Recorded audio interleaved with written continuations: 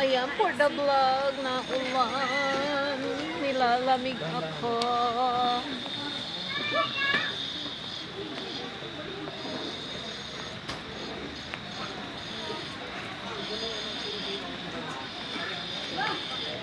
Ayan ang tinatawag na Stone of Kingdom.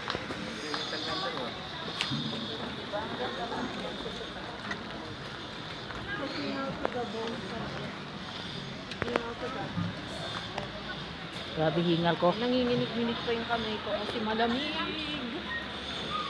So may trivia akong mga lods. So dito daw may naligaw na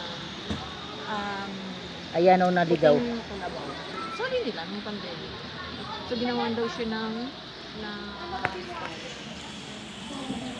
yun lang, yun na.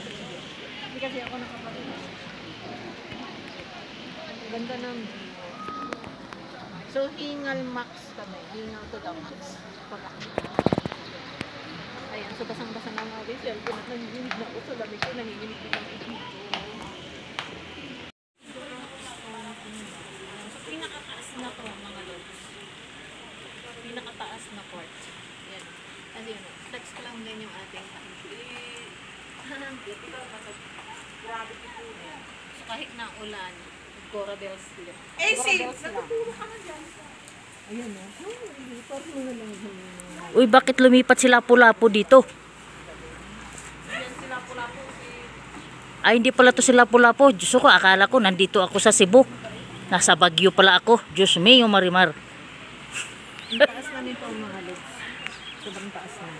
Andun kami nang galing sa sobrang baba. Yun.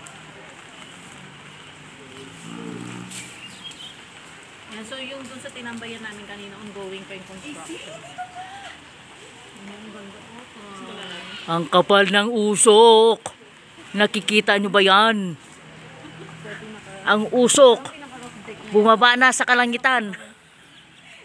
Para nabaliktad yun ah. Kahit nga ulan, go for the vlog. For the vlog to.